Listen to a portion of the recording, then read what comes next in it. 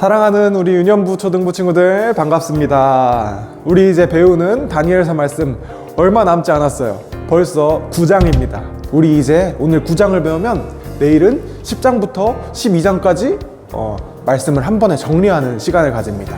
그러니까 오늘과 내일만 배우면 우리는 다니엘서를 완전 정복하게 됩니다. 그러니까 힘내서 오늘 말씀을 듣고 또 각자 다니엘서 말씀 읽는 것도 빼놓지 않고 잘 하기를 바랍니다. 자, 그러면 오늘 말씀으로 들어갑시다. 오늘 말씀에서 다니엘은 기도하고 있었어요. 우리 이제는 너무나 잘 알듯이 다니엘과 이스라엘 백성들은 나라가 망해서 다른 나라에서 포로 생활을 하고 있었습니다. 처음에는 바벨론 제국의 포로가 됐다가 바벨론 제국이 페르시아 제국에 망하면서 이제 계속해서 페르시아 제국의 포로로 살고 있었어요. 이런 어려운 상황 속에서 다니엘이 매일 기도하는 중에 꼭 빼놓지 않는 중요한 기도 제목이 있었습니다. 그건 바로 망해버린 나라와 그곳에 있었던 하나님을 예배하는 성전에 대한 기도였어요. 다니엘은 매일 기도하는 사람이었는데 무너진 성전과 이 성전이 있는 예루살렘 성이 회복되기를 구하는 기도를 매일 하루도 빼놓지 않았습니다.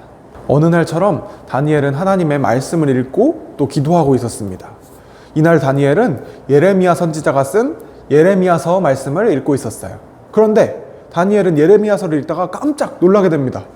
왜냐하면 예레미야서에는 지금 이스라엘 백성들의 상황이 다 예언되어 있었거든요.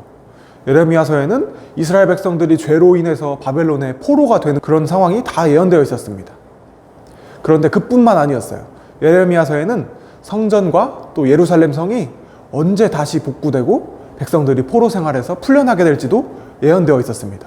다니엘이 놀란 이유는 바로 그것 때문이었어요. 예레미야서에는 성전이 무너지고 70년 동안은 그대로 있지만 70년 뒤에는 다시 하나님께서 성전을 복구하시고 포로된 백성들도 풀어주신다고 예언되어 있었어요. 이 말씀의 뜻을 깨닫고서 다니엘은 바로 하나님께 간절히 기도를 드렸습니다.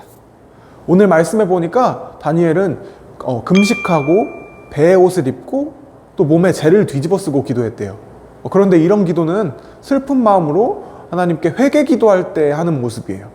분명 다니엘은 이제 70년 뒤에는 성전이 다시 복구될 것이다 라는 기쁜 말씀을 받는데 왜 슬픈 모습으로 회개 기도를 했을까요? 그건 예레미야서 말씀에서 성전이 무너지고 백성들이 포로가 된 이유가 다 백성들이 하나님 앞에 죄를 지었기 때문이다 라고 써 있었기 때문이에요. 다니엘은 이스라엘 백성들의 죄를 자기의 죄처럼 생각하고서 하나님께 진심으로 회개의 기도를 드렸습니다. 하나님께서 다니엘 자신과 백성들을 용서해 주시길 바라면서 간절하게 기도했어요. 이렇게 다니엘이 하나님 앞에 간절히 죄를 회개하자 하나님은 다니엘에게 앞으로 일어날 일들을 다시 한번 보여주시기로 했어요. 하나님의 천사 가브리엘이 저녁에 다니엘 앞에 나타났습니다. 가브리엘 천사는 하나님의 말씀을 다니엘에게 전했습니다. 가브리엘이 전해준 말씀은 다니엘의 생각보다도 더 놀라운 말씀이었어요.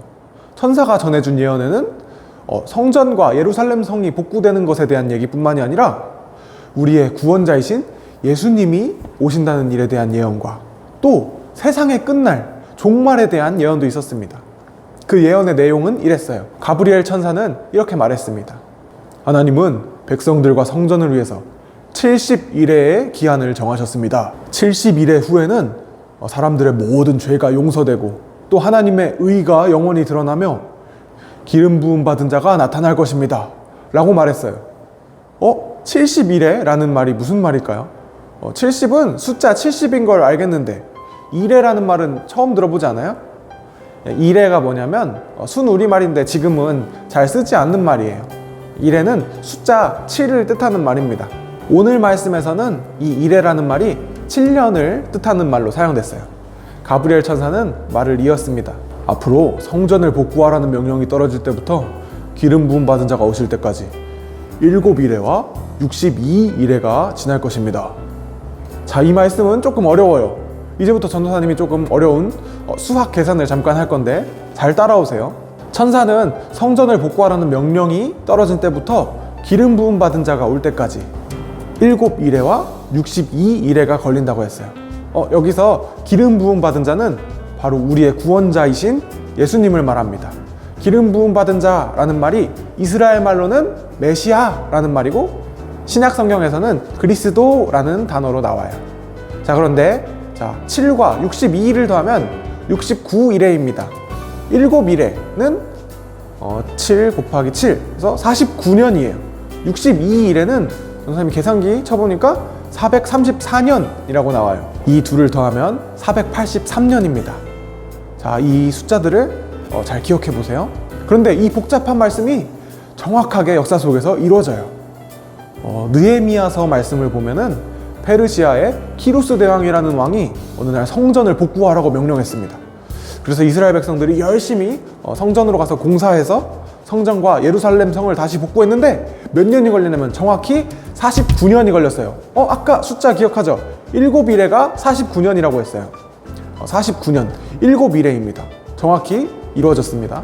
그리고 그 뒤로부터 434년 뒤에, 그러니까 기억하죠? 62일에 뒤에 예수님이 예루살렘 성에 들어가셔서 십자가에서 돌아가십니다. 정확히 62일의 뒤에. 놀랍지 않나요? 정말 신기하게 하나님의 말씀이 딱딱 들어맞았어요. 다니엘은 예수님이 이 땅에 오시기 전에 거의 400~500년 전의 사람이에요. 그런데 이렇게 미래, 앞으로 400~500년 뒤에 일어날 일을 정확하게 예언해서 기록했습니다.